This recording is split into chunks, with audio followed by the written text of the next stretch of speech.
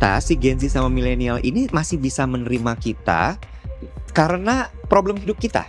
Mungkin relate, sekompleks itu ya? Iya, jadi mereka ngerasa bahwa oh ternyata masalah kita tuh sama. Karena mereka melihat kita tuh sebagai kakak orang yang udah pernah menjalani rupa-rupa kesalahan hidup. Betul. Gue dengerin nih orang ngoceh supaya gue nggak melakukan kesalahan yang sama. Dari dulu momen-momen ketika teman-teman namanya tenggelam, sebelum naik lagi, apa sih satu hal yang nggak pengen teman-teman ulangi atau satu pelajaran yang oh dulu gue gini nih dan kayaknya kita nggak boleh begitu lagi? Tidak menjadi diri sendiri, aku nggak mau ngulangin itu. 6 bulan pertama terus kita di-hit dengan begitu banyak orang tersinggung, banyak ini, banyak itu. Gue tuh bilang sama Iwat gini, Nek, ternyata banyak banget ya yang ngedengerin, yang nontonin siaran kita ya. Kayaknya every single thing we say on air itu ada impactnya gitu. This is like your second chance of life. Setelah tahun 2023 kemarin, operasi otak ya Mas, pendarahan membran otak, Stroke, ya. stroke, dan Mas Dave juga harus bypass jantung karena ada serangan jantung. Iya. Iwat hari ini setelah peristiwa itu jadi Iwat kayak gimana? Dave hari ini jadi Dave kayak gimana? Yang membuat ternyata aku sakit itu adalah aku terlalu care orang lain instead of diriku. Always take time to get to know yourself Iya. a little better. Pacar. Pengen punya. Kamu tuh sebenarnya badan kamu mulai jadi berotot gini dari kapan sih, Roy?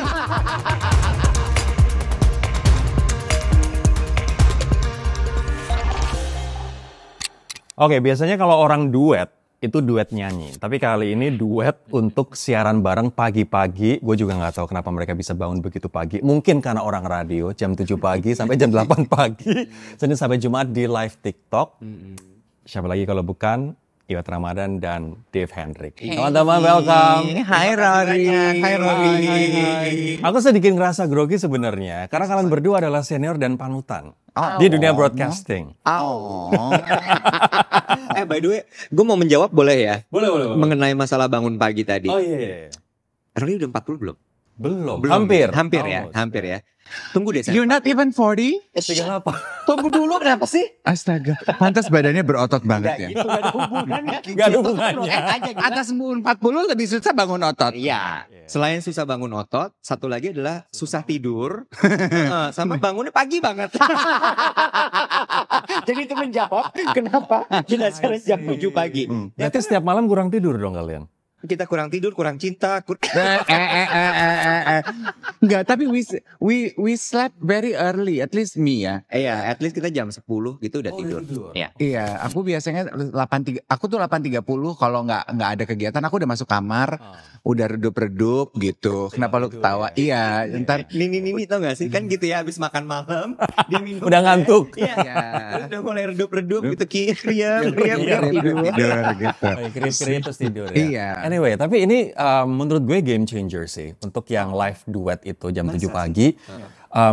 Ya karena menurut gue di TikTok yang bawa semangat radio untuk masuk dan stay konsisten tuh nggak banyak kakak-kakak. Iya. Biasanya yang bangun lebih pagi dan susah bangun siapa? Atau semua kedua-duanya bangun Iwat. pagi terus? Iwat apa? Iwat susah bangun. Yang lebih sulit bangun pagi. Iya. Iwat karena to give him credit, karena kalau aku kan banyakan nganggur ya Rory. Maksudnya pekerjaan aku kan sebagai MC, sebagai presenter jarang banget gue. Sama kita. Iya kan, maksudnya jarang Waktu banget. luang kita. Iya gitu, nggak selalu tiap malam gue pulang malam gitu. Jadi gue biasanya lebih cukup tuh tidur gue sebelum ini ya. Sebelum apa? Iya. Enggak beberapa ini kan lagi banyak problem. Oh iya. Negara yang buruk. Ntar kita kupas dikit-dikit Iya. ya. Kalau dia kan pekerjaannya banyak. Corporate guy. Iya gitu, yang dia handle tuh banyak kan. Dia kayak pesulap aja gitu, nggak bisa. Harus ada trik dalam hidupnya dia. Jadi pulangnya malam terus sebelum ini. Iya. Jadi bangun paginya lebih repot. Gue kepikiran ini kayak suami istri ketemu yang ketemu WHO. Iya kan, gue tadi bilang sama Rory, ini kok setupnya gue berasa bride and groom, kayak gue lagi mau technical meeting, lo kayak Nisha wedding organizer gitu. Tapi anyway, panggilan untuk mendengarkan geng duet. Geng duet. Ada tagline nggak so far? Tagline sih nggak ada. Kalau misalnya satu tagline, teman-teman aku minta untuk bikin, what pops up in your head? Geng duet. Tagline-nya. Apa ya tagline-nya ya? Geng duet. Bukan geng duetnya tapi show-nya. Oh. Ada sih sebenarnya, lo inget gak sih? Apa tuh ya, Bo? Mengurus diri. Oke, gini. That's our spirit, no? Yes, jadi sebenarnya kita tagline sih enggak, tapi kita memang punya spirit yang kita bawa di duet siaran pagi itu. Spiritnya adalah mengurus diri. Jadi mengurus diri itu bukan cuman menguruskan diri as in menurunkan berat badan, tapi mengurus diri ini tuh kita mengajak geng duet atau penonton kita untuk melihat ke dalam diri sendiri, memperhatikan diri sendiri, terus kemudian kita tuh kayak ngajak, coba lo kenali diri lo deh. Karena dengan mengenali diri itu, satu, kita jadi tahu apa yang harus kita lakukan, makanan apa yang harus kita konsumsi, olahraga apa yang harus kita lakukan, pekerjaan apa, dan bagaimana kita bisa merawat mental health kita. Iya. Sebenarnya itu. Iya, itu makanya tadi aku bilang itu mungkin spiritnya dari duet siaran pagi. Karena dari awal sebetulnya kan kita nih mantan penyiar radio, Rory. Jadi kan kita biasa membagikan penggalan kehidupan kita saat kita siaran kan. Kita biasa memproyeksikan personality kita di medium apapun itu. Nah itu kita bawa ke TikTok. Waktu di TikTok juga awal-awalnya karena sebetulnya kebersamaan kita ini ya Pah ya. Karena kita berdua baru habis melewati major event in our life gitu. Jadi sebut saja stroke. sebut saja operasi jantung. Yang satu dibuka kepalanya, Yang satu dibelah dadanya. Iya benar. Kamu mau lihat nggak? Gak usah. Lanjut Aku udah siap lah kalau ada yang mau lihat, apalagi Rory. Iya terus. terus setelah melewati two big event itu. Iya, jadi obrolan awal-awal di TikTok tuh adalah bagaimana memperbaiki makanan, mulai concern olahraga, taking care of ourselves gitu. Terus juga kan emosi itu juga berpengaruh dalam dua perubahan itu. Jadi baca buku ini deh, mulai ini deh, ikut kelas ini ya, itu ya, sampai ke skincare kan, sampai ke looking good gitu. Umur segini anjrit rambut gue udah nggak numbuh, botakin aja wet, gue bilang gitu. Tapi enggak. itu lo di rumah sakit ya Mas? Iya benar.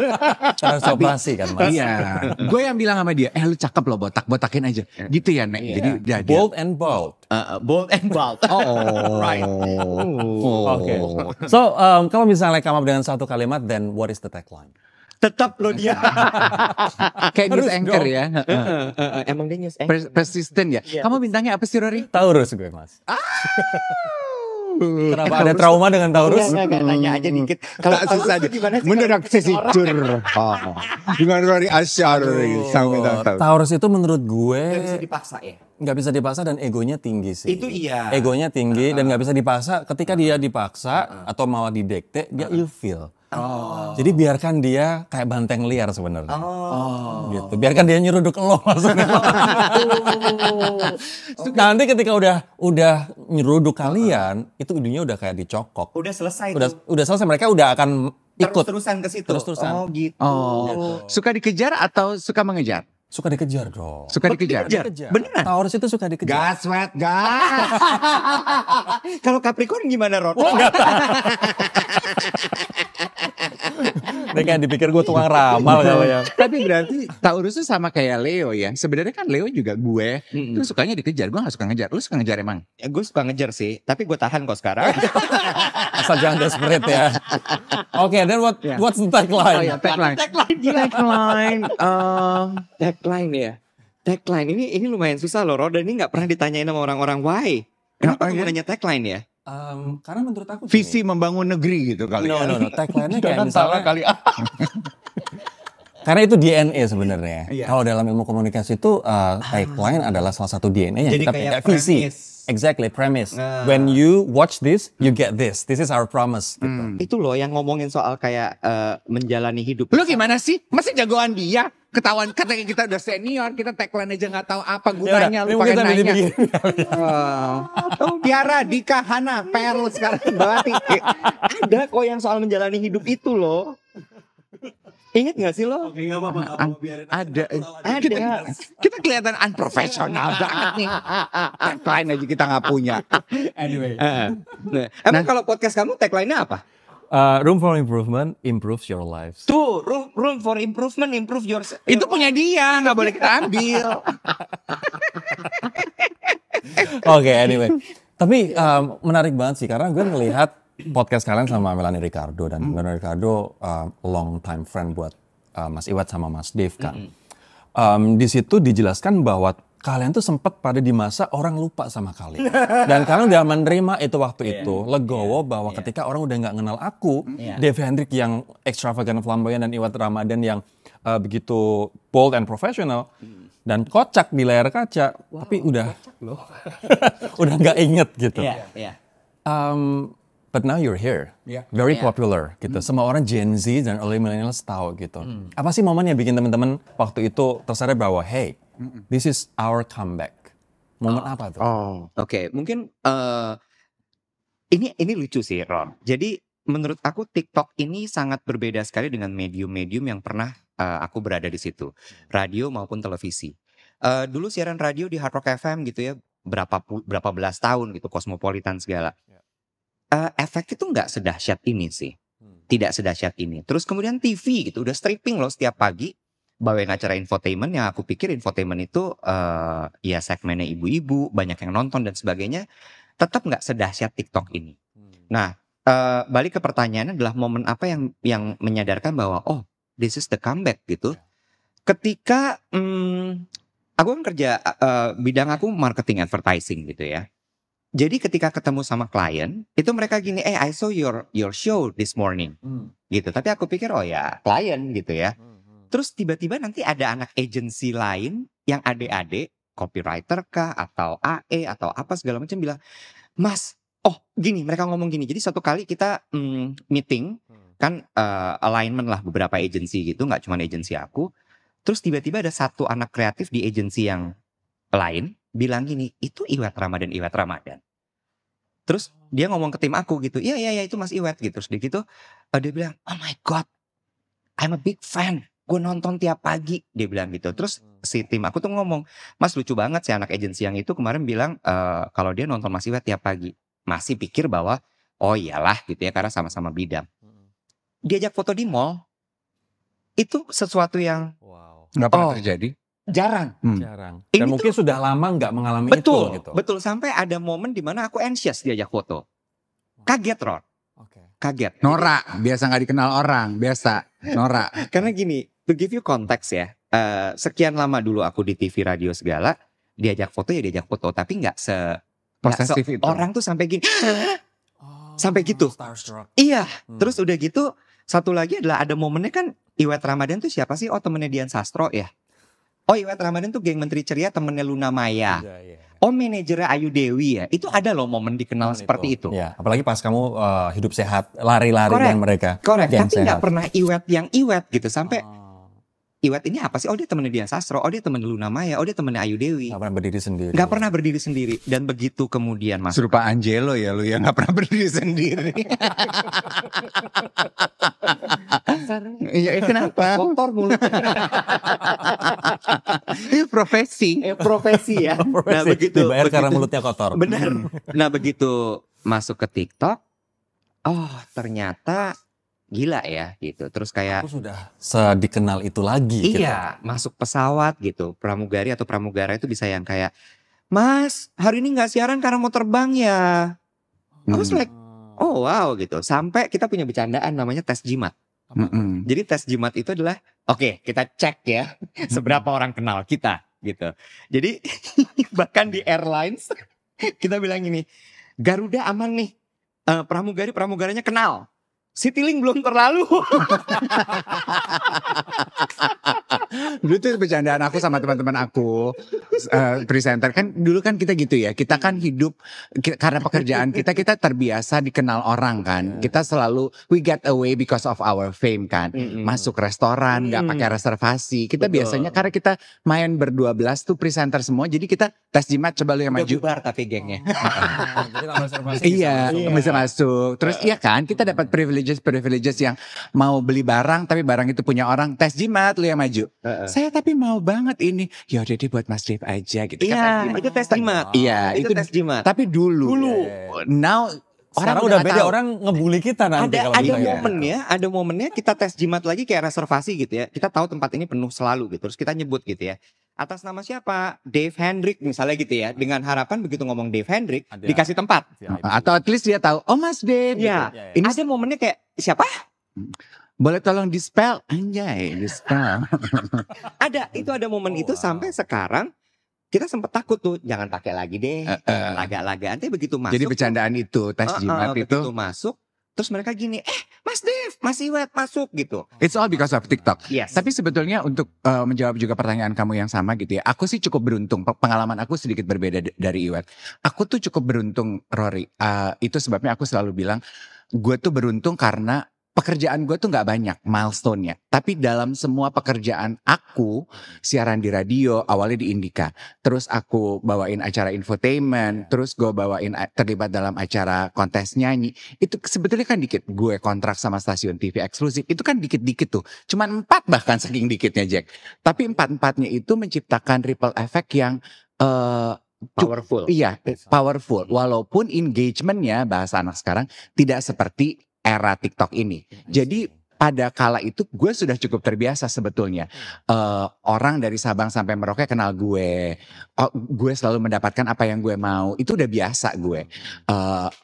Tapi kalau sekarang agree sama Iwet, ketika TikTok dan 6 bulan kita siaran di TikTok, live streaming di TikTok, aku merasa to answer your question, kapan lo tahu bahwa It's a comeback. it's a comeback? Dalam 6 bulan siaran, everywhere we go, people talk about apa yang kita omongin kali itu. Terus Jadi gue bilang gini ke Iwet, wait, banyak ya ternyata yang TikTokan. Kata lu TikTok kagak ada yang nonton, Nek. Gue bilang gitu. Jadi mulut gue bisa sembarangan.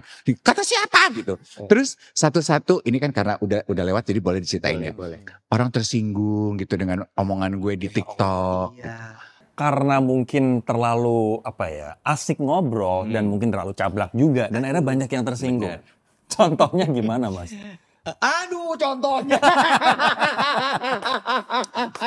No, ini adalah resiko, mungkin adjustment juga ya. Iya. Kita dengan TikTok ini kan new animal gitu loh. Dan apalagi kalau misalnya live yang dari generasi radio ke generasi ini kan pasti banyak adjustment. Iya. Lo gak harus nyebutin contoh deh. Oke, gini deh. Tapi konteksnya gimana? Sebenarnya gini, mungkin karena kita ngerasa bahwa this is digital, jadi kita bebas ngomong. Kalau dulu kan waktu di radio ada KPI ya. Jadi kita tuh tahan gitu.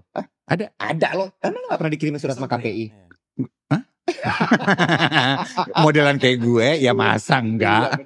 Iya, karena kita berpikir bahwa ini bebas nih, kita bisa ngomong segala macam, sehingga akhirnya jadi kayak nggak ada remnya gitu awal-awal. Terus ternyata setelah kesini nggak sama aja ya ternyata. Nah, contohnya adalah ya banyaklah yang kemudian tersinggung sama omongan kita.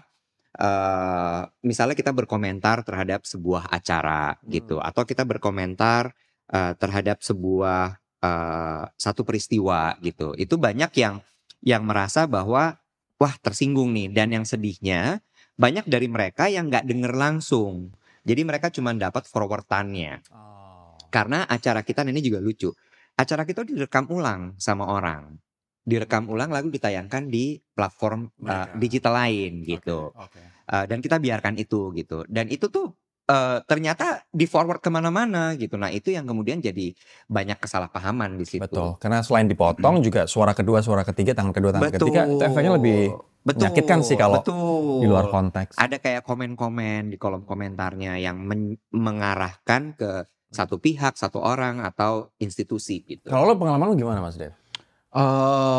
Gue sih sebenarnya nggak terlalu awalnya nggak terlalu peduli dengan orang tersinggung, instansi tersinggung, brand tersinggung, karena kan nggak pernah ke gue ya, mungkin karena gue bebel gitu ya. Tapi kan nyampainya selalu ke dia gitu. Dan dia ngurusin bisnis kalian. Betul. Iya, kan gue juga gitu. Ingat sejam abis itu lupa gitu. Terus tapi aku justru melihatnya dari kacamata yang berbeda, Ror, terhadap apa yang terjadi itu. Memang 6 bulan pertama terus kita di-hit dengan begitu banyak orang tersinggung, banyak ini, banyak itu.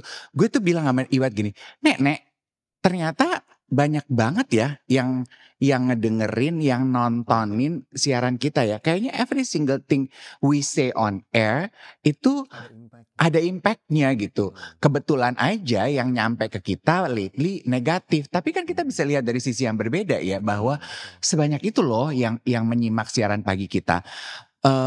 Ya gimana nggak banyak gitu. Kita siaran pagi di TikTok itu streaming. Abis itu ada re-uploader. Ada 2 kanal yang akhirnya berafiliasi sama kita.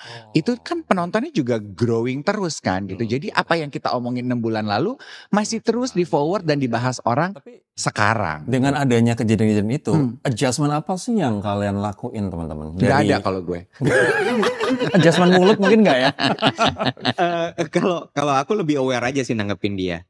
Jadi kalau dia udah mulai ini bahaya nih gitu. Nah itu aku udah mulai langsung gitu kayak aku cut atau aku belokin dan dia juga langsung oke nih salah nih gitu. Itu terjadi.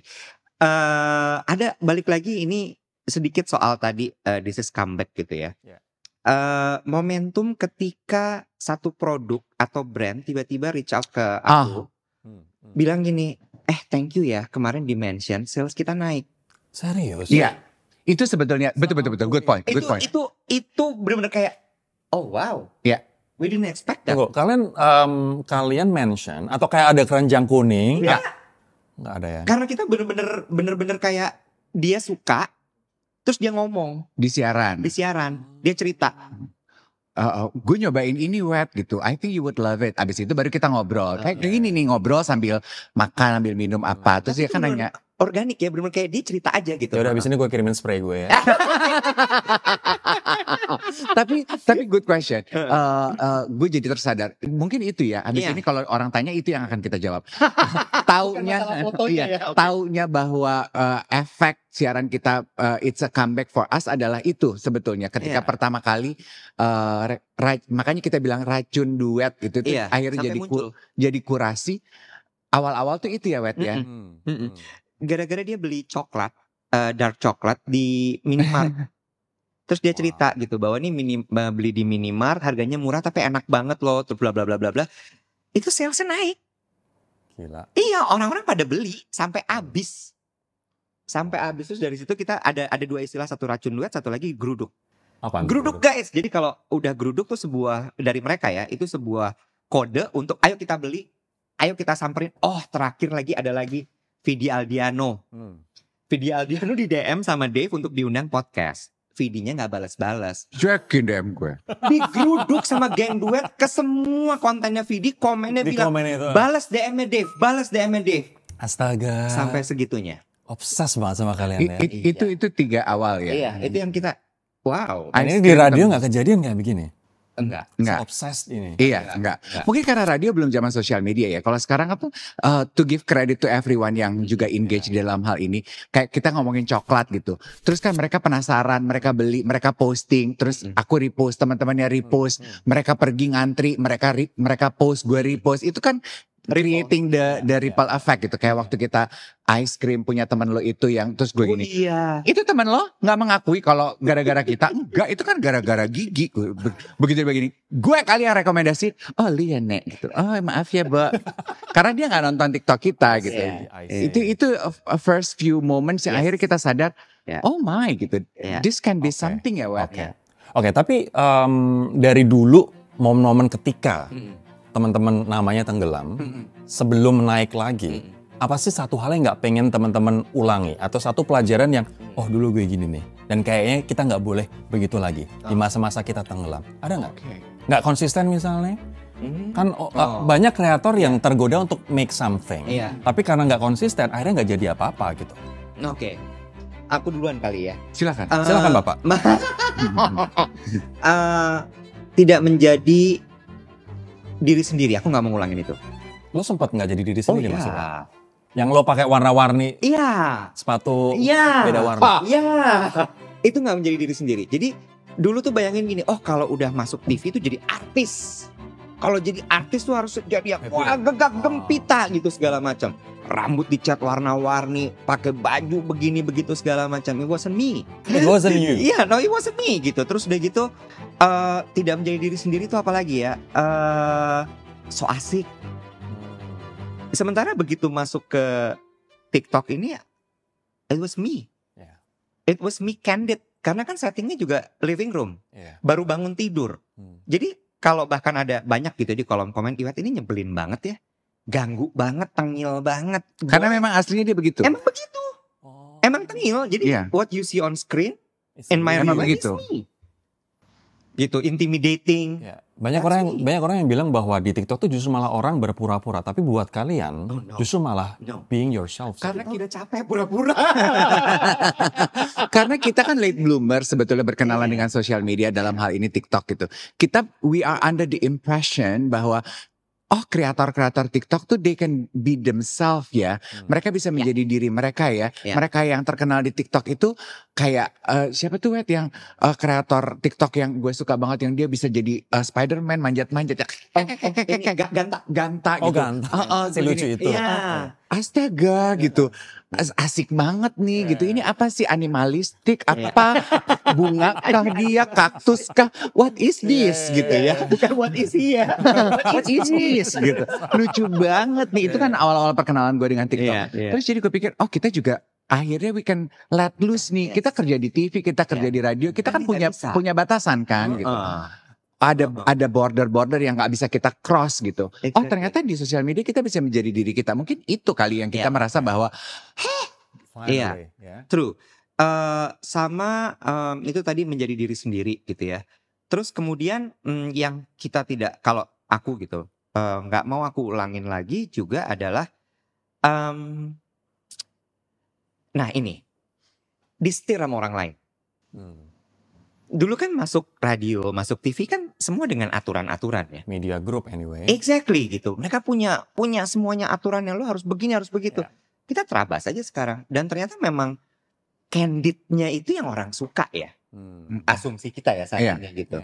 And Dave being Dave, dia nggak pernah di TV bisa kayak begitu. Nggak mungkin pakai kaos oblong dan celana pendek pamer paha kan kayak tadi pagi. Exactly. Kamu lihat paha aku tadi pagi ya. Geli banget. Terpampang jelas sih sebenarnya. Atau dia memparodikan menjadi cinta di Rangga Cinta, atau cintanya Ratu-Ratu Queens. Itu kan nggak mungkin gitu. Itu sih. Soal YOLO. Aduh. Your life with ours. Itu ada tagline loh. Duet belum ada tagline-nya. Abis ini kita pikir. Iya, oke.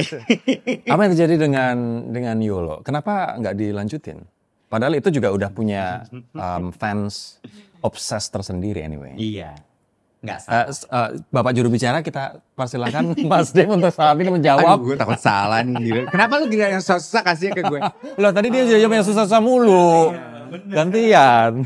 Lu semalam nggak baca ya pertanyaan yang dikirimin Rory. Jadi lu nggak mempersiapkan jawaban. Nggak ada pertanyaan itu. Gue harus jawabnya apa nih? Yang template aja sesuai FAQ. Oke. Iya betul. Kita tuh sebetulnya we are very humbled gitu ya, bahwa komunitas YOLO itu juga growing banget, dan boleh dibilang itu jadi modul pembelajaran lah buat Iwet, aku dan Angie untuk mengembangkan podcast gitu. Apa sih ini podcast gitu.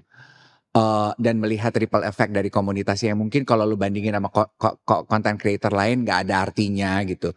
Tapi hidup banget. Dan kenapa aku bilang hidup banget, karena mereka gak butuh kita akhirnya untuk bisa bertumbuh dan berkembang. Jadi kita tuh cuman tempel komunitas YOLO-nya sendiri tuh udah sibuk sendiri gitu. Mereka saling mensupport diri sendiri, sering bikin event sendiri gitu. Jalan. Iya gitu. Up until now. Iya. Up until now. Yes gitu. Baik-baik aja mereka gak ada kita. Cuman kesedihan mereka adalah kita gak pernah ada konten baru aja. Tapi konten-konten lama kita tuh tetap masih didiskusiin sama mereka. Mereka tetap kasih penggalan. Kalau ketemu juga, aku baru dengerin lagi yang ini. Yang ini tuh artinya gini gak sih? Ya bebas-bebas aja. Dalam hati gue gue juga udah lupa gue ngomong apa nyet gitu kan. It was a long time ago gitu. Tapi to answer your question, apa yang terjadi, dulu itu YOLO kan kerja sama kita dengan media group, salah satu media group besar. Iya gitu. Nah kerjasama tersebut harus kita sudahi. Karena satu dan lain hal, sudah kita pengen, we would like to pursue it on a different path lah. Itu keputusan sehat yang kami ambil bersama-sama untuk menyudahi kerjasamanya kala itu. gitu. Pengennya kita melanjutkan podcast itu secara mandiri, tapi dibantu aja. Hopefully in the near future kita bisa melakukan hal tersebut. Dan sekarang duet yang di YouTube benar-benar mandiri tanpa ada media di belakangnya. Ya. Karena berarti bebas untuk berkreasi. Gak ada aturan yang rigid kayak di korporat. Ibaratnya tuh duet ini mungkin buat Dave ya, belajar menjadi entrepreneur. Karena iya kan dalam artian adalah self-funded, terus kemudian self-running, production kita pikirin. Tadinya kan Dave hanya jadi talent gitu. Dia datang ya tinggal duduk ngomong gitu ya. Tapi kalau sekarang tuh dia mikirin, oke, what's the concept? Apa yang mau kita bahas? Bajunya mau gimana? Dia bahkan bisa komentar soal lighting, soal tone color. Terus kemudian memikirkan bahwa oke, untuk production kita pasti pikirin nih supaya kita bisa sustain. Maka kita harus punya klien, harus ada built-in, jadi mesti ngapain, itu semua dipikirin. Gitu. Dan sekarang udah jalan, klien masuk, built-in. Ya, alhamdulillah seperti itu. Sebenarnya itu thank God-nya gitu ya. Itu dari 6 bulan kita, setahun ya Iwet ya, setahun itu ketika klien pertama mau iklan berbayar tuh dia gini, hah ada yang mau bayar? Terus gue gini, kalau kaget sih kalau orang mau bayar, Wet, lu gila ya gitu. Diterima aja, kerjain aja. Takutnya ntar kalau produk yang kita omongin gak laku gimana ya gitu. Si overthinking. Karena kan kalau di bisnis harus ada pertanggungjawabannya kan. Jadi mikirin bahwa oke, uang masuk. ROI ya. Betul. Iya. Emang engagementnya nyampe, viewsnya emang dapat yang gitu-gitu. Tapi kan itu bukan tugas kita ini sebagai kreator, Mas. Kita kan bukan orang sales. Nah. Ini part of marketing strategy kan. Nah. Karena dia tuh biasa berdiri di 2 kaki. Dia orang sales juga, talent juga Iya, gitu. jadi makanya Iya kan? jadi karena selalu gitu. Bener, setiap kali placement atau apa segala macam kan selalu gitu. Oke, viewsnya gimana, ROI-nya gimana, engagement rate-nya seperti apa. Nah, itu yang selalu jadi pemikiran. Karena mungkin Mas Iwet mikirnya dari perspektif bisnis. Dan kalau kita bisnis, kita ngeluarin investasi, ya kita pengen balik dong. Gitu. That's what your POV kan. Anyway, Kak Novita Angie, karena kan udah kayak trio yang tak terpisahkan nih. Bener. Gitu. Gak ngerasa sakit hati ditinggal? Gini. Jujur aja ya, to be honest, ada momennya berantem. Ada momennya berantem dalam artian adalah kayak dia nanya gitu, kok lu gak ngajak gue sih? Gitu ya, di duet gitu. Terus gini, dia kan ibu-ibu ya. Terus kemudian dia punya banyak kegiatan di pagi hari gitu. Ngurusin anak atau apa segala macam. Komitmennya untuk bisa siaran setiap hari jam 7 sampai jam 8 itu yang kita kembalikan ke dia. Emang lu mau? Bisa. Mau dan bisa. Untuk komitmen konsisten. Gitu ya. Jam 7 sampai jam 8 setiap hari. Dia menjawab sendiri. Enggak sih? Iya kan? Gitu. Itu berat sih. Iya, itu berat. Itu kan versi cepatnya gitu ya. Tapi versi panjangnya betul. There has been some rough patches gitu dalam hubungan kita mengenai hadirnya duet ini. All at the same time, ketika kita bikin duetnya fruitful, Yolonya lagi merunduk gitu. Jadi kan kayak ini ya penyebabnya gitu kan. Orang dan komunitas Yolo tuh nebak-nebaknya itu gitu. Tapi kita we clear the air with Angie gitu. Kita juga minta maaf karena memang nggak ada niatan ketika pertama kali bikin duet itu untuk sengaja membuat sesuatu di luar Yolo tanpa mengajak Angie. Nggak ada. Karena duet ini organik banget, Ror. Muncul karena situasional lah gitu. Munculnya gimana ini? Aku lagi nganterin teman aku, tolong dibantu temannya kalau ada yang salah ya, dijagain ya, dibantu ya. Aku lagi nganter teman aku operasi plastik di Korea. Keren. Iya. Aku aja yang nyebutin. Terus? Iya. Kamu juga diajak? Enggak, iya. Aku nemenin dia, mental support gitu. Terus kan itu 12 hari ya. Terus kan ternyata semua kegiatan di Korea itu kota itu tuh baru hidup. Gue biasanya kesana tuh cuma 2-3 kali membawa tim MC doang. Jadi hidupnya malam doang. Nah kan gue sebagai manusia pagi tuh jam 5, setengah 6 udah melek. Sementara klinik kecantikan, all the treatment yang dilakukan oleh sahabat gue itu baru mulainya jam 12 siang semua. Lah gue gak ngapa-ngapain dong pagi-pagi. Terus ada teman-teman gue bilang, live TikTok aja Nek. Iya juga ya gue gini. Tapi gue ngomong apa? Nah gak usah dipikirin bro. Gak ada yang nonton juga soalnya. Oh ya udah gue live kan. Gue sambil maskeran. Sambil teh. Karena di kamar sendirian gak ngapa-ngapain. Terus dia mulai gangguin. Dia mulai gangguin komentar-komentar. Bacot ya gitu. Terus dia, naik aja sama Om Iwet. Naik aja sama Om Iwet. Gue gak tahu caranya naik gimana. Besok ya Wet gue tanya dulu cara naikin orang gimana nih di TikTok. Naikin. Kecanduan tiap hari nongol. Berlanjut sampai pulang ke Jakarta. Betul. Begitu. Itu pun sebetulnya karena dia lagi putus cinta nih. Oh, makanya gangguin. Iya. Kurang kerjaan waktu itu. Gue tuh bilang, lo daripada kalau putus cinta, putus asa, gue takut lu loncat dari apartemen lo, mendingan ngobrol sama gue. Mendingan loncat ke TikTok gue gitu ya. Loncat ke TikTok gue. Toh anyway juga yang nonton cuma 23 orang deh. Gitu Pada kan. waktu itu. Iya. Betul. Terus udah lanjut di Jakarta, dia nanya, kita mau live lagi nggak besok? Mau live lagi nggak besok? Iya. Boleh deh. Tapi masih for fun. Jadi segini. So is this a regular thing? Dia sempat nanya gitu. Iya. Gue bilang ini, jangan deh. Ini kita for fun aja. Karena the thing about me, Rory, adalah I value commitment to the core. Yes. Waktu Iwet sama Angie pertama kali ngajak podcast YOLO, gue cuma bilang gini, this is something new for me. Tapi since the two of you mau, gue willing untuk mencoba. Asal you guys are committed. Maksudnya committed, lo mau bikin podcast ini tiap hari, seminggu sekali, sebulan sekali, 6 bulan sekali, tell me. Maunya seminggu sekali. Oke, in the long run ya. Jadi jangan 3 bulan, lu bosen, lu gak punya waktu, udahan. Oke, itu yang gue pegang. Jadi waktu TikTok, dia bilang ini, kayaknya ini kita tiap hari lucu kali ya. Gue bilang sama dia, lo yakin mau tiap hari? Gue gak bisa dikasih komitmen lo, Wet. Kalau lu janji tiap hari sama gue, lu melengsek, gue Uber sampai ke liang kubur. Takut banget. Iya kan? Terus dia gini, jangan tiap hari deh, Senin sampai Jumat kali ya. Awal-awalnya gitu. Atau kalau pas bisa aja ya Nek. Oke gitu. Jadi 6 bulan pertama tuh kita kalau pas bisa aja. Iya. Cuman kita tetap kan, kalau aku tuh orangnya sangatlah suka dengan slot. Gitu ya, obsessed with slot gitu. Jadi kayak kalau bisa tuh tetap dislotin kalau di aku. Jam 7 sampai jam 8 ya, jam 7 sampai jam 8 dan senang seragam. Jadi walaupun kalau bisa tetap di jam itu gitu. Terus sebenarnya kenapa aku tiba-tiba ngajak dia untuk kita bikin ini jadi reguler? Back then di 2000, I think 2007. Ya, 2007 sebenarnya duet ini sudah ada. Oh ya? Iya. The idea of and the name. Duet. And the name itu udah ada. Dave Iwet tuh duet tuh udah ada dari 2007. Kita sebenarnya Dave tuh mimpi sekali kan punya talk show sendiri. Gila-gila talk show. Gila-gila talk show, dia pengen jadi Oprah kan. Pengen jadi Oprah Winfrey. Gitu. Sama Gayle King sahabatnya. Sama Gayle King, ya, Bukan bener. Larry King ya.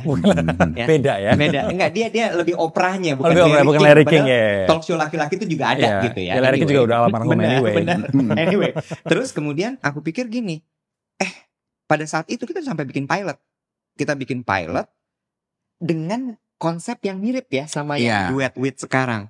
Jadi emang glamour, very fashionable, gitu, witty, itu udah ada konsep itu. Kala itu kita bawa ke TV. Nggak laku bro. Nggak laku. TV waktu itu masih zamannya, masih sampai sekarang sih, sinetron, gosip. Exactly. Jadi sebenarnya yang classy nggak kemakan. nggak kemakan. Akhirnya dan waktu itu, sorry aku potong. Dan waktu itu presenter itu harus laki-laki sama perempuan. Iya. Jadi laki-laki itu nggak bisa. Yes, waktu itu televisi tuh literally ngomongnya adalah terlalu A plus tampilannya, karena ya lo lihat kita kan emang seneng gitu ya berdandan terlalu A plus, kayak untuk penonton nggak ready. Sama kalau presenter tuh pasangan laki sama perempuan, laki sama laki nggak kena deh gitu. Nggak kena. Terus kita kasih contoh ada NN-Deck di Inggris, bla bla bla, nggak kena. Oke nggak jadi ya. Oh ya wes deh gitu, nggak jadi. Bungkus. Sayangnya. Silakan. Sayangnya? Iya, kitanya nggak jadi, konsepnya dipakai sama orang lain. Serius? Iya. Yang mana nih kurang ajar Ada banget? deh. Nah terus dari situ aku cuman kepikir gini, kenapa nggak itu dihidupin sendiri lewat si platform TikTok ini gitu. Dan YouTube. Dan YouTube. TikTok dulu. Awalnya belum YouTube, cuma TikTok pengen. TikTok dulu. Jadi kali emang ya. asli pelan-pelan aja. Nice. Satu-satu. Sejak Jadi tahun berapa Mas? 2023, 2024. 2023 dong, kan September dia bikin hidung. Oh iya bener. Kita bikin hidungnya ya. Oke, jadi mulai September 2023. Iya, September 2023. 2 tahun. Iya, Dan 2 sekarang tahun. live di TikTok dan juga di YouTube. Iya. How YouTube- can you rely on this financially? Udah solid belum nih untuk Oke. jadi stream of revenue yang solid? Oke, kalau dibilang solid mungkin belum bisa dibilang solid gitu. Tapi yes, we have income gitu ya. Itu nah, begitu kita seriusin as a businessman, aku pikirin langsung konsep sampai bisnis plannya kayak apa, revenue streamnya mau dapat dari mana aja, and how we achieve that revenue gitu. Itu yang aku pikirin. Jadi mulai dari kayak ada TikTok tuh ada gift, terus kemudian ada AdSense, lalu kemudian kita bikin lagi kalau built-in seperti apa, kita mau bikin target berapa sebulan, segala macam kayak gitu-gitu. Gift paling gede yang diterima di TikTok berapa?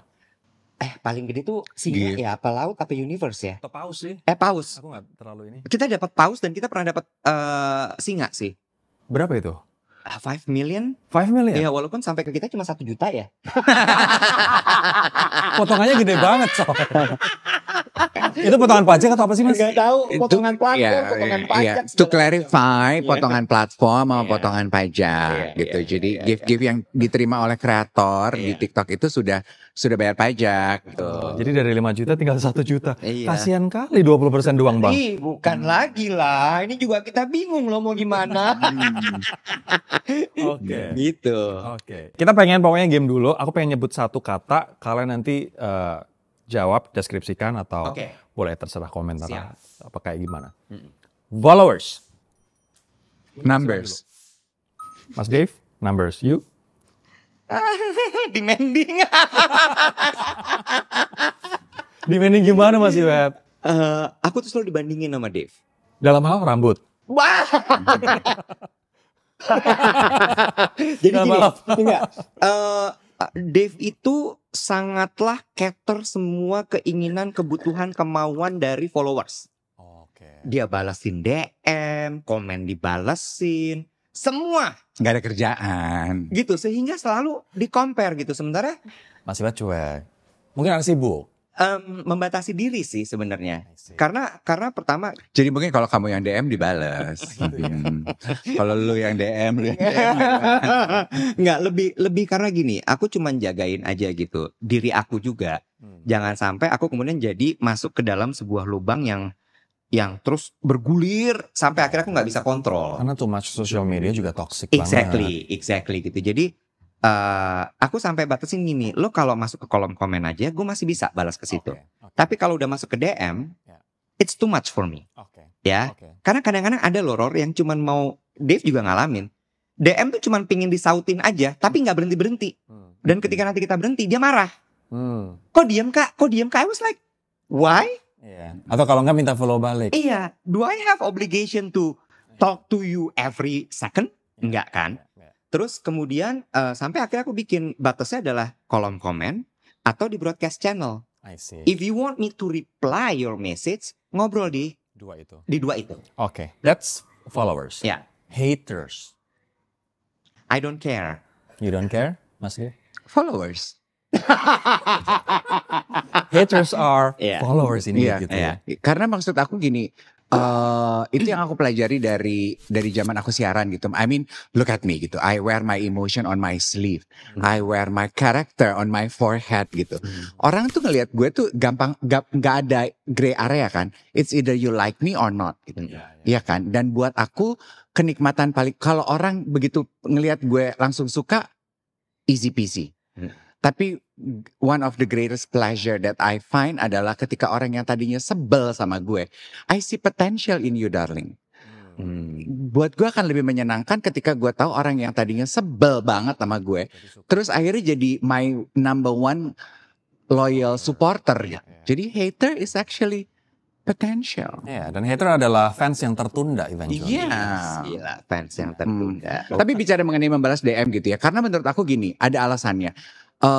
Kan we pride ourselves as a community.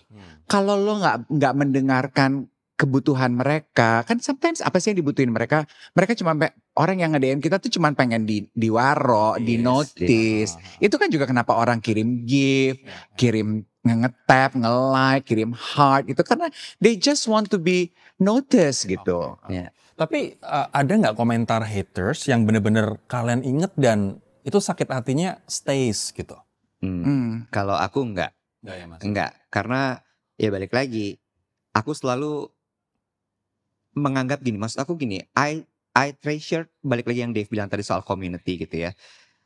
Aku lebih mau ngobrol langsung sama orang ketimbang di sosial media gitu. Kenapa? Karena kalau sosial media, I never know lah orang itu nyata apa enggak.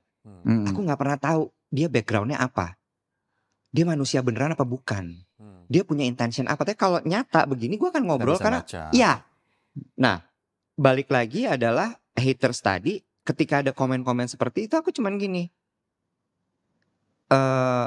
Satu gitu ya. Lu siapa? Terus udah gitu lu punya kredibilitas apa untuk bisa ngomong seperti itu. Jadi gue gak pernah dengerin gitu. Kayak ya udah ada. It's just a series of words gitu yang muncul aja gitu. Kalau Mas Dev gimana? Mungkin aku sebetulnya cukup imun gitu ya. Tapi yang paling membekas, yang it take me off gitu, adalah kalau komentar haters yang karena aku juga masih suka membagikan keluarga aku di sosial media aku kan sesekali. Kalau udah postingan keluarga tuh pasti ada 1-2 gitu. Ngomongin agama lah, kok bisa sih gitu lu hidup begini tapi masih keluarga lu ngomong apa gitu-gitu. It take me off gitu. It take me off. Dalam hati maksud gue gini, karena I make peace with who I am, gue tuh gak perlu validasi lo.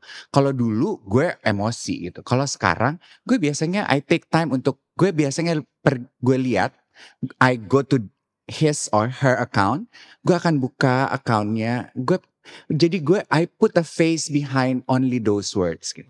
Dan funny ya, orang-orang yang biasanya berkomentar gitu tuh yang juga memajang keluarganya terus dengan atribut agama gitu. Gue biasanya yang gue lakukan, Rory, gue udah gak marah-marah, gue udah gak membalas mereka dengan another hate gitu. Gue akan komentar di salah satu postingan dia bersama keluarganya dia. Oh gitu? Yes. Kamu balas komentar? Yes.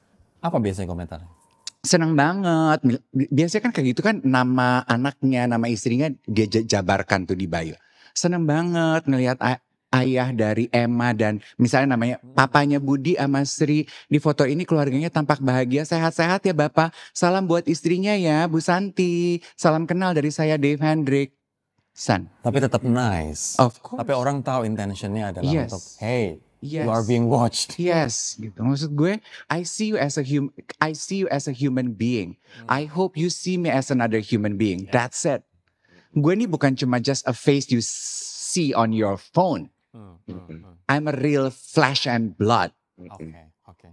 Anyway, dari dulu ketika teman-teman masih siaran atau presenting di TV, pasti generasinya udah beda. Yang dulu mungkin late millennials atau mungkin early baby boomers. Sementara sekarang kan Gen Z. Challenge-nya di mana sih untuk sekarang berbicara dengan Gen Z, communicate dengan Gen Z dibandingin dengan dulu mungkin dengan late atau late millennials atau early baby boomers? Mungkin aku dulu kali ya. Kalau aku ngerasanya sebenarnya dari dulu sampai sekarang aku punya problem yang sama. Problemnya itu adalah bahasa. Jadi bahasa itu dalam artian adalah bahasa yang aku gunakan terlalu baku. Gitu. Dulu waktu di TV aku pernah dikritik. Bahasanya baku banget. Penonton kita nggak ngerti. Mungkin masih kayak aku penyiar berita kali. Nah, makanya saya sempat berpikir Pak, saya jadi news anchor aja ya gitu. Itu satu. Terus kemudian sampai sekarang tapi juga, news anchor rambutnya gak boleh warna-warni kayak waktu lu di Kiss. nggak apa-apa. kan bisa dicat lagi. Iya, bisa dicat lagi. Masalah bahasa. Terus kemudian sekarang pun tim kita tuh juga bilang gitu ke kita, Mas Dev sama Mas Iwet tuh bahasanya tinggi banget. Kadang-kadang Gen Z nggak paham. Nggak merakyat ya. I think it comes with Gitu. Dan kita kan memang dibesarkan pada saat menjadi presenter tuh memang harus berbahasa dengan baik. Ya tadi ketika kalian bahas salah satu restoran di Plaza Senayan kalau nggak salah, aku lihat komentarnya banyak banget yang wah ini untuk kalangan berada, ini untuk mahal pasti restorannya. Nah, ya kayak gitu-gitu tuh. Itu lumayan memberikan jarak, challenging. Cuma ternyata si Gen Z sama milenial ini masih bisa menerima kita karena problem hidup kita. Mungkin relate, sekompleks itu ya. Iya, jadi mereka ngerasa bahwa oh ternyata masalah kita tuh sama. Dan kita berdua ternyata bisa membawakan masalah itu menjadi sesuatu yang bisa mereka kunyah. Yang mereka bisa pahami, oh ini tuh sebenarnya ini, sebenarnya itu gitu. Nah itu yang kemudian akhirnya membuat kedekatan kami dengan mereka walaupun bahasanya berjarak gitu. Jarak ya. Mas Dev juga ngerasa itu. The problem is, average Gen Z's problem. Well basically I have no problem ya. Maksudnya gue gak terlalu mikirin juga gitu. Kalau dia kan semua dipikirin. Karena kalau gue tuh ngelihatnya gini loh. Gue tuh selalu gue tuh gak pernah berusaha untuk menjadi Gen Z gitu. Atau milenial gitu.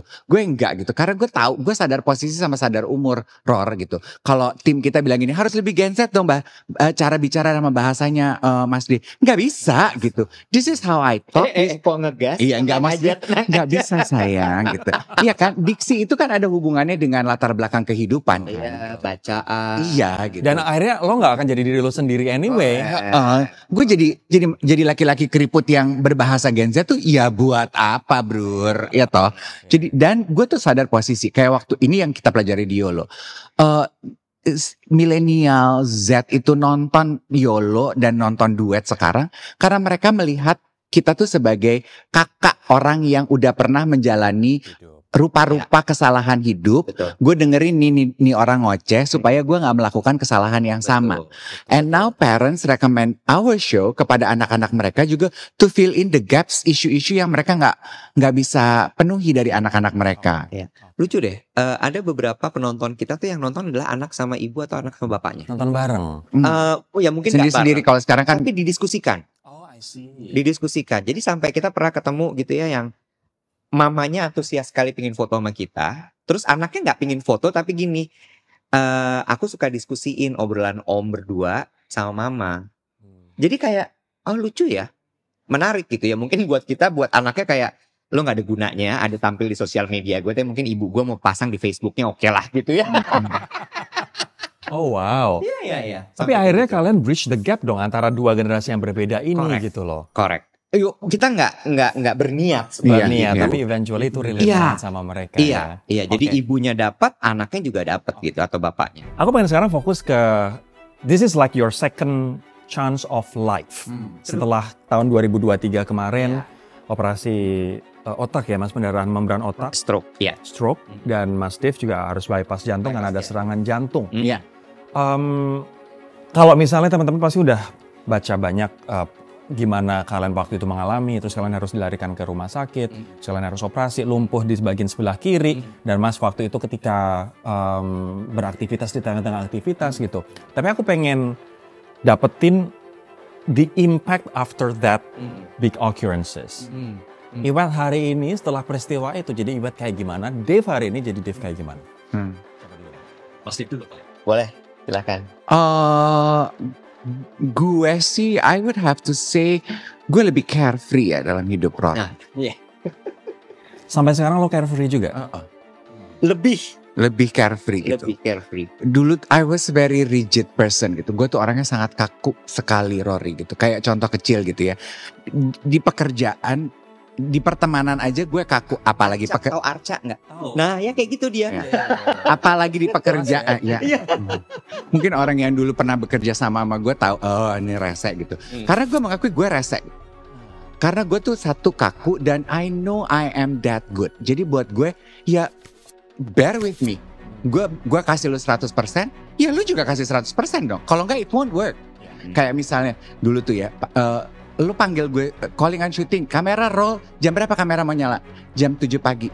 Gue nongol jam 5. Gue gini, make sure udah ada orang jam 5 pagi ya. Itu tegang banget loh, Ror. Iya, Karena aku sih banci telat selalu. Dia udah hadir jam 5 kipas-kipas. Kan nature-nya orang kita gitu kan. Kamera rolling jam 7 ya, 2 jam sebelumnya nyampe ya talent. Tapi ternyata jam 5 gak ada orang. Gue nyampe di studio jam 5 belum ada orang. Gue tinggal pulang loh. Lo tinggal pulang? Gue tinggal pulang. Tinggal. Mau lu, ini kan janjian sama 100 orang. Bodoh amat, gue udah di mobil menuju pulang. Gue nyampe situ jam 5, studio bahkan belum buka. Lu bayangin Mbak Wati kayak apa rasanya? Mengcover itu semua. Itu gue. Serigid itu gitu. Tapi sekarang gue belajar, ya udahlah gitu. Let go. Ya udahlah. Ya. Ya udahlah. Ya. Kalau Sorry, tapi kalau dari gaya hidup misalnya, makan, olahraga, tidur, sekarang Pun itu. Dalam arti, can you imagine my disappointment of what happened in my life? Gue itu sudah mengubah gaya hidup sehat gue itu dari umur 30. Jadi kalau tapi tetap kena aja Yes. gitu. maksudnya kalau orang yang nggak tahu aku ya, sekarang kan orang semuanya nggak tahu aku, orang cuma taunya nggak tahu aku, maksudnya orang nggak tahu gue dulu presenter, orang apa, gaya hidup gue kayak apa, orang taunya kan gue cuman tiktokers doang gitu, which is true also. Nggak hidup sehat sih ya Mas Dave, makanya serangan jantung. Gue udah I don't even bother to explain myself. Tapi to answer the question, gue tuh dari umur 30 udah gaya hidup sehat karena gue bosen obesitas. Ya. Dan gue selalu yo-yo diet. Jadi gue udah makan yang bener, lifestyle, olahraga, everything by the book. Dan tetap aja ya. Serangan jantung aja. Jadi intinya kan ya udah deh. Apalagi kalau yang nggak gaya hidup sehat, Iya. resikonya makin gede. Oke. Thank you for sharing anyway Mas Dave. Kalau Mas Iwet gimana Mas? After your surgery? Yes. Satu hal yang aku sadari adalah selama waktu itu kena tuh berarti umur 42. Selama 42 tahun aku hidup tuh aku tidak memperhatikan diriku. Oke. Gitu ya. Kamu makan sembarang, tidur sembarang? Sebenarnya bukan tidur sembarang, tapi gini. Aku mengutamakan bukan diri aku tapi orang lain, pekerjaan, lingkungan, omongan. Dan hal-hal seperti itu. Karena kalau misalnya masalah makanan, olahraga, aku maraton. Makanan aku nggak suka jeroan. Gitu. Everything in moderate lah, gitu ya. Jadi yang membuat ternyata aku sakit itu adalah aku terlalu care orang lain instead of diriku. Sehingga membuat tekanan darah itu naik. Aku terlalu care sama pekerjaanku instead of diriku. Begitu kena stroke, I don't give a damn. Sampai aku ingat sekali setelah aku stroke itu aku bisa bentak bos aku di ruang meeting. I can. Dulu mana berani. Sekarang kamu lebih let loose. I don't care. Karena bosnya udah gak ada di ruangan itu sekarang. Atau dia jadi bos sekarang. Iya. I mean waktu dulu tuh kayak kalau misalnya dia menyanggah atau apa gitu ya, aku iya aja. Tapi kalau sekarang no. Kita debat ya, kita diskusi nih. Kenapa lo ngomong kayak gitu? Apa yang membuat lo ngomong kayak gitu? Dari mana datanya bisa kayak gitu? I challenge. Karena kalau misalnya ditahan, sakit loh. Gitu. Terus kemudian I resign from my job. Ngapain? Gitu kan? Itu suatu lompatan-lompatan yang aku pikir kayak no, nggak bisa kayak gini. Terus kemudian lagi, I listen to myself more. Sampai aku hipnoterapi. Karena aku rasa gini, ini ada yang salah nih. Gue nggak pernah bisa damai dengan diri gue. Karena balik lagi adalah sumber penyakit fisik kita tuh kan sebenarnya adalah pikiran, perasaan kan. Jadi kalau itunya nggak dibenerin, badannya nggak akan pernah sehat gitu. Ini mungkin pelajaran buat teman-teman juga yang lagi nonton ya, bahwa kita kadang-kadang juga harus carefree, kita juga kadang-kadang harus let go things, dan kadang-kadang ya udah be ourselves gitu. Tapi takutnya adalah kita tidak sadar kita harus melakukan itu, nunggu ada kejadian yang antara hidup dan mati. Gitu. Correct. Sementara ya, harusnya aku udah sadar dari zaman dulu, Ror. Sebelum stroke itu terjadi, hidup mati itu. Dan ngomongin stroke ya, kan dia itu stroke sesudah kita syuting YOLO. Oh iya, gila itu. Jadi itu kita live YOLO. Iya, Valentine, 14 Februari. Live Valentine. Gila itu dah. Those are very hectic moment for both Angie and Iwet gitu ya. Mereka dengan kegiatan profesional mereka gitu.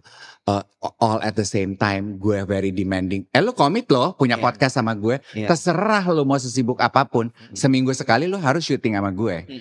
Jadi mereka kan kayaknya make do gitu. Lagi syuting terus sepanjang live, kita kan live bertiga gini. Kan selalu Angie di tengah, saya Iwet gitu. Kita lagi live waktu itu karena ada kewajiban brand. Dia tuh sepanjang live tuh duduknya miring gitu. Terus dia lemah bagian Dalam sebelah yang kiri. udah gitu gitu kan melenyot. Udah turun. Frown face. Gue kan selalu ngingetin Senyum gitu. karena buat gue lu kelihatan tua banget. Kan kalau gambarnya jelek tua dia jelek banget sih. Gue kenapa gak ada yang ngasih tau gue. Jadi kan gue yang selalu Senyum. Sebentar itu ntar dia udah gini. Kamu Apa sih lo menahan, gitu. ya. udah senyum, itu udah Buat senyum. dia senyum rasanya. dia galak gitu. Apa sih lo? Gue udah senyum juga masih disuruh senyum. Gue gini, oke. Pas di lobi pulang bubar, dia pulang gitu. Gue duluan ya, gue udah gak enak nih. Aku bercanda sama Angie gini. Gue takut dia stroke kayak ada satu pimpinan kita di kantor yang pernah mengalami masa itu. Gue bilang gini, gue takut si Iwat ngejepret deh Nek. Ngejepret, bahasanya ngejepret. Mereka selalu bilang. Terus si Angie gini, coy gitu. Ya udah kita pulang, malam tidur, pagi-pagi first thing I reach my cell phone, Angie gini, Iwat di rumah sakit stroke semalam. Kan? Gue udah bilang. Iya. Iya, dan iya, itu momen itu benar-benar jadi menyadarkan, balik lagi gitu ya, dari bahwa tanda-tandanya tuh ada kalau kita dengerin diri kita loh. Karena sebelum stroke itu kejadian, ini selalu aku bilang, hati-hati kalau ada spot merah di mata. Spot merah. Ya, karena itu adalah pecah pembuluh darah. Dan ketika pecah pembuluh darah, itu ada sesuatu yang salah dengan tekanan. Itu aku deny terus-terusan. Itu reguler, Rod. Kebayang gak? Setiap minggu tuh sekali pasti dia spot merah pecah. Sampai satu kali Angie bilang, wah gila, lagi meeting online gitu ya, meeting sama Pemret segala macam gitu, bla bla bla bla bla, tiba-tiba pop. Itu orang lihat semua, mata aku spot merah. Wow. And I was like, I'm okay, nggak apa-apa gitu. Dan itu menurut aku kayak, wah gue nggak dengerin diri gue sih. Dan benar-benar kelihatan loh sebenarnya diri kita kayak kulit tuh kelihatan kalau ada sesuatu yang terjadi sama organ dalam. Terus mata. Cuman yang mendengar ini ya jangan terus jadi parno berlebih ya gitu. If I can add anything to it adalah your body will tell you when you need to do something about it. Itu kan menyambung yang kamu bilang tadi kan, jangan sampai menunggu hidup dan mati. Betul. Mungkin sekarang kita udah 5 menit terakhir. Apa saran buat teman-teman untuk mungkin generasi muda, Gen Z or early millennials, biar lebih carefree, biar lebih you come first, your happiness, your inner peace come first, dan udahlah nggak usah terlalu gubris ngomongan orang lain. Kalau misalnya itu bukan dari orang yang reliable atau deserve to be listened to. Oke. Kalau aku sebenarnya gini ya, sebenarnya agak susah ngomong sama generasi muda menurut aku, karena nggak tahu ya, kalau aku memposisikan diri aku di posisinya mereka, aku nggak mau dengerin orang. Gitu ya. Maka aku akan selalu berpesan gini, explore seluas-luasnya, rasain sendiri, tapi jangan kebablasan. Karena kalau misalnya ditahan sekarang, takutnya malah mereka nanti jadi kaget ketika udah dewasa. Karena balik lagi bahwa eksplorasi itu adalah salah satu cara untuk kita mengenali diri kita. Tapi satu hal yang aku pesan adalah urus diri dari sedini mungkin. Olahraga, makannya nggak usah yang sampai clean eating, nggak deh. Tapi mindful aja makannya. Mau makan jeroan silahkan. In moderation. Tapi maksudnya ngerti kan maksudnya makan jeroan mindful tuh meditasi dulu sebelum lo makan jeroan. Atau lo napasin gitu. Tapi seperti itu karena balik lagi kalau aku dulu juga nggak explore hidup kayak dulu back then, mungkin aku nggak akan jadi seperti aku yang sekarang. Maksudnya? Mungkin nyambung dengan apa yang Iwat bilang gitu ya. Kan Iwat bilangnya mengurus diri itu penting. Always take time to get to know yourself a little better. Kan sekarang kan anak-anak mungkin beban hidupnya banyak, hidup di kota besar kayak Jakarta juga. Tuntutannya tinggi, belum macet, polusi. Waktu terasa begitu pendek gitu, godaan sosial media banyak, segala rupa lah gitu. Sampai lo nggak punya waktu buat duduk diem, just be with yourself. Terakhir banget sebelum kita pisah, Mbak, mohon maaf ya Mbak, terakhir banget. This is also another rapid fire questions. Tadi kan kita kan udah followers sama haters. Kalau kamu tuh sebenarnya badan kamu mulai jadi berotot gini dari kapan sih, Rolly? Dari SMA, Mas. Dari SMA. Aku udah nge-gym tuh udah 21 tahun. Oh iya? Iya. 17 tahun yang lalu, 21 tahun yang lalu aku udah mulai. Itu usia 17. Mulai pertama nge-gym. Oke. Tapi hidup sehat, makan sehat baru mungkin 10 tahun terakhir. Oke. Do you feel you are way more attractive when you are healthy and muscular? Of course. Yes. Karena dengan kita nge-gym tuh bikin lo tambah cakep. Iya. Ya kan? Dengan gak nge-gym, lo secara physically less attractive. Mungkin juga jerawat dan kurang tidur gak fit dan sebagainya. Gym membuat lo lebih atraktif. Oke. Agree. Thank you ya. Sama-sama. Sebentar. Rapid fire question. Oke. Pensiun. Wah, impian. Impian. Never. Never. Harus sampai. Lah orang gua nggak pernah kerja kok. Ngapain gue pensiun? Oke, This next. is fun. Uang.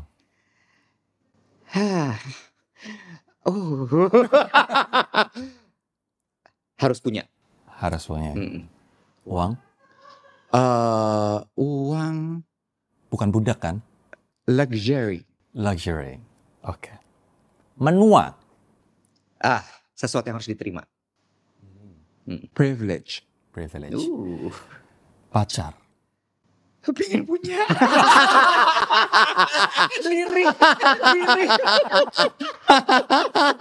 Pengen punya, oke.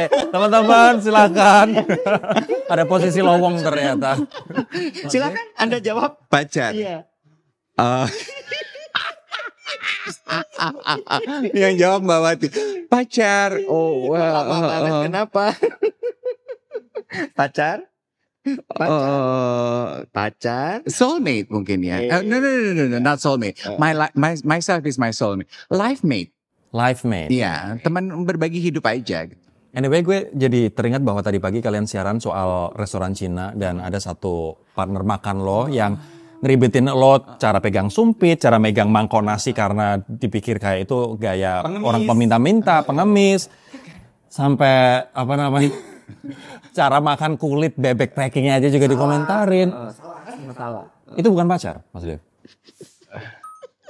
Atau mantan calon? Mantan. Ini buying time nih ketawanya. Mikir apa ya gitu. Adik-adik Gen Z ada ketawa karir, ini ketawa buying time namanya. Biasa dilakukan oleh presenter-presenter. Sama seperti apa yang gue bilang pas siaran, dia baru saja turun kasta jadi teman. Oke, berarti bener ya, mantan calon pacar.